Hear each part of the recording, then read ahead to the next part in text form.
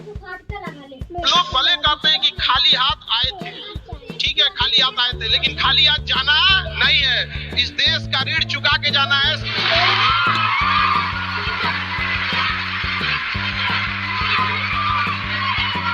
हमेशा याद रखिएगा, अकल बादाम खाने से नहीं ठोकर खाने से आती है। हमने इतिहास से यह सीखा है कि इतिहास से कोई कुछ नहीं सीखता।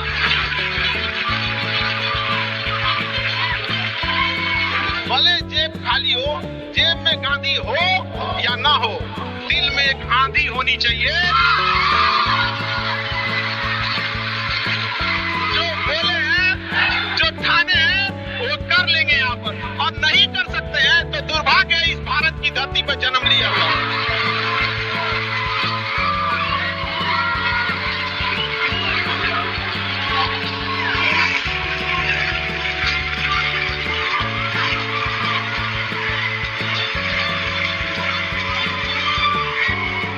भारत में एंटरप्रेन्योर इतने बड़े संख्या में आ रहे हैं और काफी खुशी हुई इस चीज को देखकर कि भारत चेंजिंग की ओर जा रहा है। अब अपने वक्त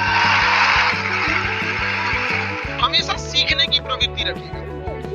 और आज के टाइम पे बाप रे, एक बहुत बड़ी समस्या ना कि दूसरे से प्रति जलन, जरतुआही समझते हैं हम लोग। बिहार का ठेठ भाषा है, पता नहीं आप लोग समझते हैं कि नहीं। मतलब कौन कितना खुश है, मतलब उसका पड़ोसी जितना दुखी है वो उतना खुश है। ये सब चीजों से थोड़ा आज के समय में अपने आप को थोड़ा बचा के रखने की कोशिश कीजिएगा, क्योंकि किसी के जलन वगैरह से नहीं होता। अक्सर देखिएगा ना, क्योंकि ये एंटरप्रेन्योर है, बिजनेस का चीज है, तो एक छोटा सा देखिएगा ना, गांव में किसी के पास समोसा का दुकान चल जाता तो उसके बगल में एक और समोसे खोल देता है। अरे आप बहुत सारी चीजें हो सकती हैं। आप डिसीजन आप कभी भी किसी और के मर्जी से इन्फ्लुएंस होके लीजिएगा, वो कभी डिसीजन सही नहीं होगा। डिसीजन आपका अपना होना चाहिए, आप क्या कर सकते हैं। और ये जिस दिन आप पहचान गए, उस दिन समझिए आधा काम आप अपने से कर दिए यहाँ पर। और वो सबके अंदर कुछ ना कुछ है, ऐसा नहीं है कि ऊपर वाला आपको खाली हाथ भेजा, सबके अंदर कुछ ना कुछ है। और ये लोग भले कहते हैं कि खाली हाथ आए थे, ठीक है खाली हाथ आए थे, लेकिन खाली हाथ जाना नहीं है। इस देश का ऋण चुका के जाना है, समाज को कुछ दे के जाना है, एक अच्छे सिद्धांत, अच्छे कर्म को दे के जाना है। क्या कोई कह सकता है कि अब्दुल कलाम खाली हाथ गए थे? नहीं खाली हाथ गए थे। विवेकानंद खाली हाथ गए थे? अंबेडकर साहब खाली हाथ गए? नहीं गए।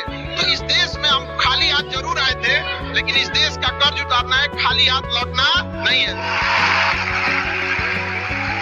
कुछ ऐसे सिद्धांत अपने साथ ही, कुछ अपने पीछे कुछ यादें छोड़ के जाना है, जिससे कि दुनिया याद कर सके हम लोग को। और हमेशा चीजों में ना अपनी ईमानदारी करिएगा। आप कितना ईमानदारी से काम करते हैं, कितना लगन से काम करते हैं, सफलता इसी चीज पे डिपेंड करती है। बाकी ऐसे चीजें कि भाई ये करना चाहिए नहीं, बस आप कितना समय दिए हैं किसी चीज को, कितनी ईमानदारी से किए हैं, ये मायने रखता है। आप किसी चीज को समय नहीं दीजिएगा, कभी सफल नहीं हो सकते हैं। और एंटरप्रेन्योर और बिजनेस, इस सब के चीजों में एक चीज बहुत बड़ी डिलेमा होती है ना, कि सोचते बड़ी ज्यादा हैं लोग, प्लानिंग बहुत करते हैं। 6 महीना से उसका प्लानिंग चल रहा है। अरे भाई 6 महीना में कमवा शुरू किए रहते तो कुछ एक्सपीरियंस हो गया रहता, कुछ ठोकरें लगी होती। शुरू कर दो, चाहे जैसे करना है। यहाँ पर ऐसा थोड़ी हो सकता है कि एकदम फिनिश होकर काम करे। हर चीज, जमीन से कभी पेड़ नहीं निकल सकता, पौधा ही निकलेगा। आज सीखिए, क्योंकि अगर कल कोई शुरू करता है आपके बाद, तो आपके पास उससे एक दिन का एक्स्ट्रा एक्सपीरियंस रहेगा। और हमेशा याद रखिएगा, अकल बादाम खाने से नहीं ठोकर खाने से आती है। जितना ज्यादा आप ठोकर खाएंगे, उतने ज्यादा अकल आने वाली है। दुनिया का कोई इंसान जो सफल है कह दे कि हमको ठोकर नहीं लगा है, या कोई कह दे कि हम एक ही बार में यहाँ आए हैं, कभी नहीं आ सकते हैं। यहाँ पर स्टार्टिंग कीजिए, यहाँ पे ज्यादा प्लानिंग के चक्कर में नहीं रहे। कितना अच्छा आप प्लानिंग करके आइएगा ना कुछ चीजें गड़बड़ होंगी, क्योंकि किताबी नॉलेज, ये मोटिवेशन, ये सब चीजें, ये एक अलग चीज है। धरातल पे उतर के जाइएगा ना तो अलग चीज है यहाँ पर, और कभी बिहार में आके देखिएगा तो एकदम में अलग मिलेगा। कितना ठोकर लगा है ये बहुत मायने रखता है, क्योंकि ठोकर नहीं लगेगा ना, जिस पत्थर पे चोट नहीं पड़ती वो कभी मूर्त नहीं बनता है। इसलिए जितना आपको चोट लग रहा है ये आपके लिए अच्छी बात है, क्योंकि बड़े बड़े लोगों की जिंदगी में मुसीबत आती है, वो मुसीबत ही आती है बड़े जिन लोगों के लिए, क्योंकि फिल्म में जो सबसे टफ रोल होता है ना, वो बढ़िया हीरो के कंधे पे दिया जाता है। तो ये पृथ्वी पे भी ना ऊपर वाले को पता है कि ये बढ़िया हीरो है, इसको थोड़ा सा हम रोल देते हैं बढ़िया। तो बड़ी जिम्मेदारी देने से पहले ऊपर वाला भी ना आपको टेस्ट करता है, टेस्ट करके ही देखेगा कि नहीं करेगा। हम लोग छोटा सा कोई सामान खरीदते हैं तो उसको ठोक बजा के चेक करते हैं कि सह लेगा कि नहीं सह लेगा। एक छोटा सा बर्तन कोई खरीदने जाता है तो पटक के दिखाता है, देखिए मजबूत है। तो ऊपर वाला भी जब आपको बहुत बड़ा जिम्मेदारी देने वाला होता है ना, तो पहले सोचता है कि इसका थोड़ा सा टेस्ट कर ले। बहुत लोग टेस्टे में भाग जाते हैं, ए भगवान हमरा काहे लिए तुम मुसीबत लाया। यार जब ऊपर वाला तुमको खुशी दिया था तो थैंक यू कहना भूल गए थे, और जब मुसीबत दिया चेक करने के लिए तो परेशान हो गए। यहाँ पर इस चीजों से घबराना नहीं चाहिए किसी को। जिसके जिसके जीवन में कठिनाई आ रही है, आप समझिए कि आप एक सही रास्ते पे जा रहे हैं, क्योंकि वही रास्ता सफलता का है। और अगर आपके जीवन में कठिनाई नहीं आ रही है, आप गलत रास्ते पे हैं, क्योंकि सफलता का रास्ता बहुत कठिन होता है। और अभी डिजिटल इंडिया है, सबके हाथ में मोबाइल हो गया है। एक चीज अगर आप बहुत आगे बढ़ेंगे ना, तो एक प्रॉब्लम फेस करेंगे। बिना मतलब लोग आपके ऊपर उंगलियां उठाने लगेंगे, बिना मतलब, जिनको कोई मतलब नहीं। आप देखिएगा तो मतलब अजीब लगेगा। इस सब चीजों से कभी मत घबराइएगा। ये कॉस्ट होगी, आपको चुकानी पड़ेगी जब आप बहुत आगे जाएंगे। तो आप लोग बहुत आगे जाएंगे तो पहले से माइंड में कब करके रखिएगा, कुछ लोग होंगे जो बिना मतलब आपसे सवाल पूछेंगे। इन लोग को कभी इंटरटेन मत कीजिएगा, क्योंकि अब भाषा थोड़ी हार्ड हो जाएगी, लेकिन एक हार्ड हो जाएगा तो हो जाएगा। बस भाषा भाव को समझिएगा, भाषा का नहीं। कि कुत्तों की रेस में दौड़ने से घाटा यह है कि जीतने के बाद भी कुत्ता ही कहलाएगा आदमी। एक बार एक रेस में ना कुछ कुत्तों को दौड़ाया गया, बीच में शेर बांधा गया कि कौन तेज दौड़ता है। शेर दौड़ा ही नहीं, कहा कि जीत के भी क्या फायदा, जीतने के बाद वो कुत्ता कहलाएगा। समझा? तो जब आप आगे बढ़ेंगे ना, तो ये कॉस्ट है, समझिएगा इस चीज को। पहले ये कम था, क्योंकि पहले लोगों के पास में हाथ मोबाइल कुछ नहीं था, मतलब काना फूसी में रह जाता था। लेकिन अब ये बहुत बड़े पैमाने पे हो गया। तो इस सब चीजों से बचिएगा, और ये आएगा आपके साथ में लाइफ में। ये चीजें जैसे हम आपको छोटा सा मतलब व्यवहारिक चीज पे बताते हैं, जब बहुत आगे जाएंगे ना तो कुछ कहेंगे अरे इसका प्रोडक्ट खराब है, इसका ये चीज, मतलब कुछ ना कुछ बोलेंगे। उसको बस ऐसे समझिएगा कि जब आप बढ़ते हैं तो आपके चेहरे पे कभी कभी कुछ दाने निकल जाते हैं, उसको छेड़ा नहीं जाता है। 10 दिन 15 दिन बाद वो खत्म हो जाता है, फिर दिखता तो है तो आपका चेहरा ही दिखता है। और ज्यादा खखोरेंगे ना तो उधर बर्बाद कर देगा आपको। यहाँ वो निकला है, छोड़ दीजिएगा उसको। एक समय आएगा जब आप ही जाने जाएंगे। यहाँ लोग किस चीज पे नहीं उंगलियां उठा देते हैं, भगवान को उंगलियां उठा दिए लोग। अग्नि परीक्षा भगवान को देना पड़ा, हम लोग की क्या औकात है जी यहाँ पर। इसलिए इस सब चक्कर में नहीं पड़िएगा। आप जो है वो एकदम परफेक्ट है, चाहे जैसे भी हो। गलतियां सबसे होंगी, जो गलती करिएगा उसको एक्सेप्ट कर लीजिएगा। हाँ हमारे पास ऐसे गलती हो गई, नेक्स्ट टाइम से हम सुधारेंगे, बट कोशिश कीजिएगा गलतियां ना हो। लेकिन सबके जवाब देने की कोशिश मत कीजिएगा। आप इंसान है, कोई डिटर्जेंट नहीं है कि सफाई करते चलते हैं आप। और काबिल इतना बनिए ना कि लोग आपको रोकने के लिए ना साजिश करना पड़े, कोशिश नहीं। उस लेवल पे जाइए। आपको यार ये कैसे आगे निकल गए आप। आएंगी चीजों को हम लोग भी फेस किए हैं, आप लोग भी फेस करना होंगे। आप शुरुआत में सबको कॉस्ट चुकानी पड़ती है। और ना लोग कहते हैं कि सबके अंदर कोई यूनिक क्वालिटी होती है, इसको पहचानने का एक तरीका होता है। जब आप मुसीबत में फंसेंगे ना तो वही काम कीजिएगा जो आपको सबसे अच्छा आता है, सबसे अच्छा आता है। आप मुसीबत में फंसेंगे। हम लोग जब इंटर पास किए थे तो हम लोग के सामने भी फाइनल क्राइसिस आया था। सबसे पहले वेल्डिंग मारना चालू किया था आदमी की, बिना किसी काम का किसी दुकान पे बैठ के वेल्डिंग मारते रहो। अरे सही भी मारते थे तो 4 को चीज सुना देता था, यार ऐसे नहीं ऐसे होता है, क्या बात करते हैं, बढ़िया मारते थे और वही सुन लेता था आदमी यहाँ पे। फिर धीरे धीरे किसी को पढ़ाना धीरे धीरे चालू किया आदमी। कुछ दोस्तों ने कहा कि भाई तुम पढ़ाओ, ठीक पढ़ाता है, तो आदमी उधर चला गया। तो आपको भी पता है कि आप किस चीज में अच्छे हैं, तो धीरे धीरे अपने आप के अंदर वो पहचानिए, उसको सुधारने की कोशिश कीजिए। और इधर उधर ज्यादा ध्यान नहीं दीजिए। मुसीबत आए तो अपने आप को एक बार थपथपाइएगा कि हाँ आप उस इलीट क्लास में हैं जिसके सामने मुसीबत आई है। और एक समय आएगा कि जब आप इस मुसीबत को पार कर जाएंगे, और एक समय आएगा कि जब यहाँ आके आप अभी अपनी संघर्ष की कहानी बताएंगे कि हम भी ऐसा थे। और हम आप सबसे यही उम्मीद करते हैं कि भगवान से भी हाथ जोड़ के यही दुआ मांगते हैं कि जितने लोग हैं देश के, सबको एक दिन अपनी कहानी सुनानी पड़े, क्योंकि यह देश वीरों की धरती है, वीरांगनाओं की धरती है। यहाँ पर हर बच्चा यहाँ का फौलाद है अपने आप में यहाँ पर। तो ये वक्त है अब ऋण चुकाने का।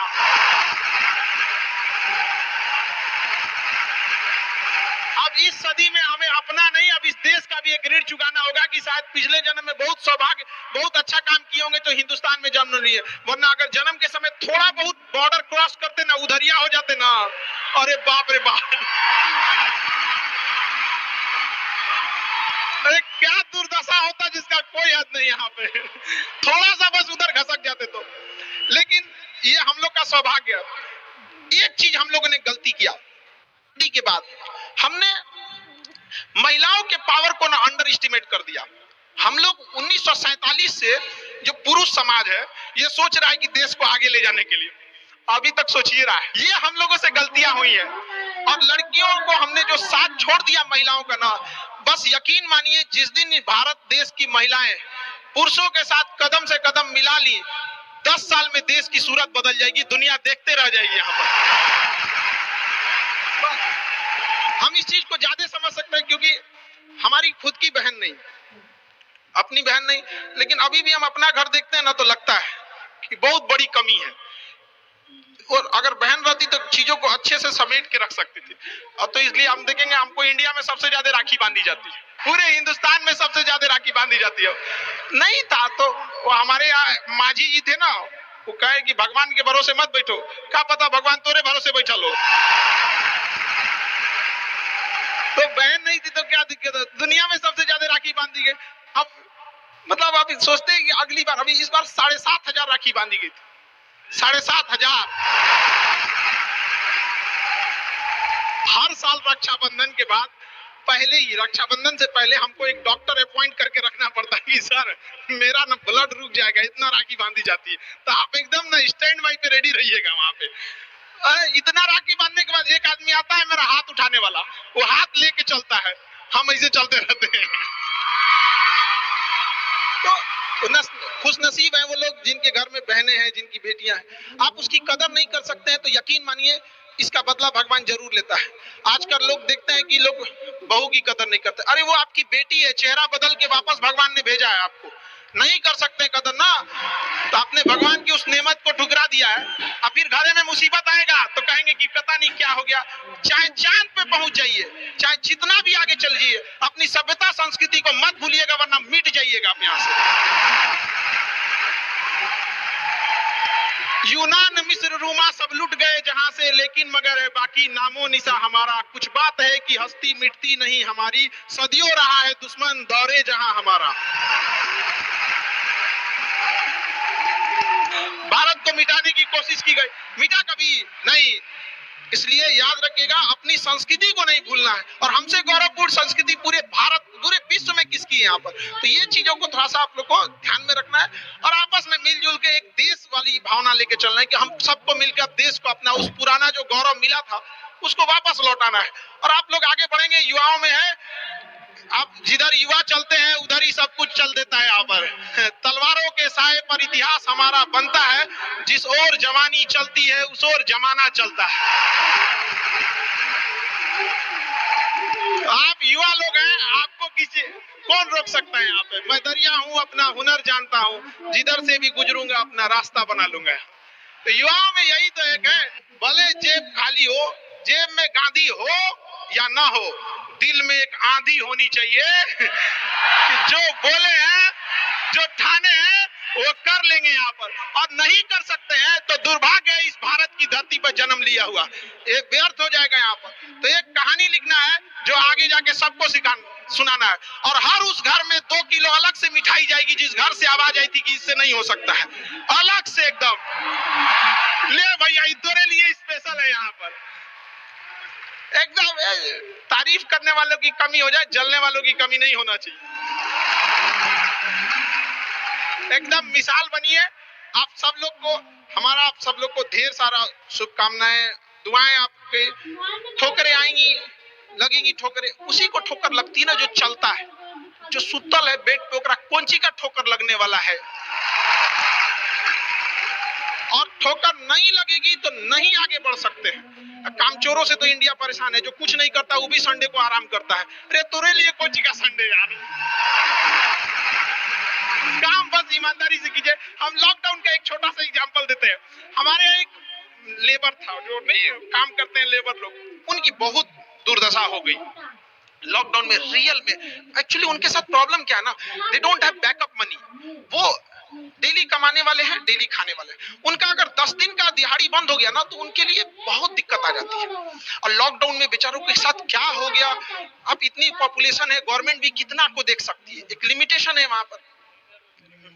तो उसके साथ बहुत दिक्कत आ गया। तो हमसे बेचारे, हम भी लॉकडाउन में खाली बैठे थे, तो हमसे बोले कि देखिए एक तो काम नहीं मिलता है, तो हम लोग को महीना में 20 दिन मिलेगा, 22 दिन मिलेगा, हम लोग के पास बैकअप नहीं होता है। तो उसको हमने एक छोटा सा बात बोला कि भाई देखो, एक काम बस मेरा 1 महीना करके देखना, नहीं अच्छा लगे तो छोड़ देना। काम पे जाते कितने हो, तो बताया कि 8 बजे जाते हैं। अलग अलग शहर में वो काम करने वाले मजदूर जो आते हैं, मिस्त्री, उनका टाइमिंग अलग अलग हो सकता है। हमारे यहाँ 8 बजे आते हैं लोग, और फिर दोपहर में लंच करते हैं, शाम में 5 बजे चले जाते हैं। तो 8 बजे के काम में आप कितने बजे जाते हो? कहा कि सर वही पहुंचते पहुंचते 7:15 हो जाता है, खैनी उनी बनाते बनाते चाय पीते 8:30 हो जाता है। हम कहे एक बात बताओ, कि आधा घंटा तुम किस में काटे? तो कहा कि जहां काम करने गए ना उनके में से। हम कहे नहीं, यही इस गड़बड़ है। आप अपनी जिम्मेदारी में से आधा घंटा काट लिए थे, आप वहां 15 मिनट पहले पहुंच के देखो। तो क्या बोलते हैं मास्टर, पगला गए हैं एकदम।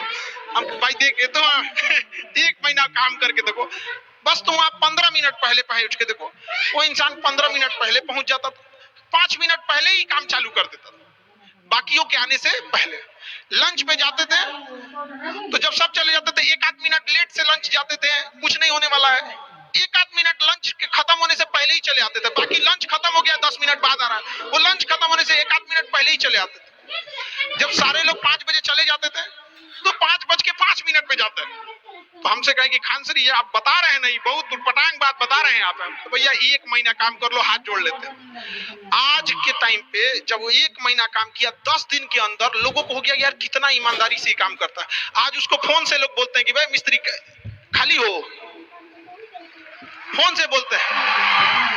और लोग क्या करते हैं पता है, इसको काम दे देंगे ना तो टेंशन नहीं है, काम वही है। आप दुनिया में कुछ भी कीजिए, बशर्ते क्या कीजिए, ईमानदारी से। और आपके यहाँ जो काम करने आ रहा है ना, प्लीज उसका भी आप लोग, मतलब जो भी आप लोग एंटरप्रेन्योर है तो आपके अंडर में भी लोग काम करेंगे, उसका भी ध्यान रखिएगा एक परिवार की तरह। ये नहीं कि उसका भी रोक रख के सैलरी रख ले 2 महीना 3 महीने का, और उसके बाद कहेंगे कि चौपट क्या हो रहा है। ऊपर वाले की लाठी में आवाज नहीं होता, इस चीज को हमेशा याद रखिएगा।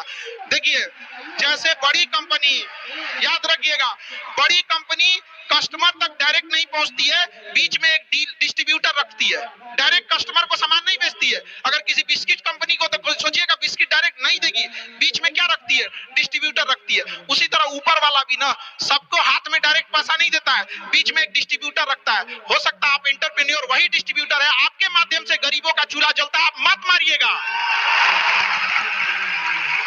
आप प्लीज उन गरीबों का हाथ मत मारिएगा, नहीं तो बड़ी कंपनी को दिख जाता है कि ये डिस्ट्रीब्यूटर ठीक नहीं है, तो उस डिस्ट्रीब्यूटर को चेंज कर देता है। अगर गरीबों का हक मारेंगे और ऊपर वाले को नजर पड़ गया कि ये डिस्ट्रीब्यूटर ठीक नहीं है, तो साइड कर देगा। और फिर कहेंगे कि अब हमारा बिजनेस चौपट हो गया। अरे बापू तुम खुद चौपट किया आपने। Decathlon Winter Collection.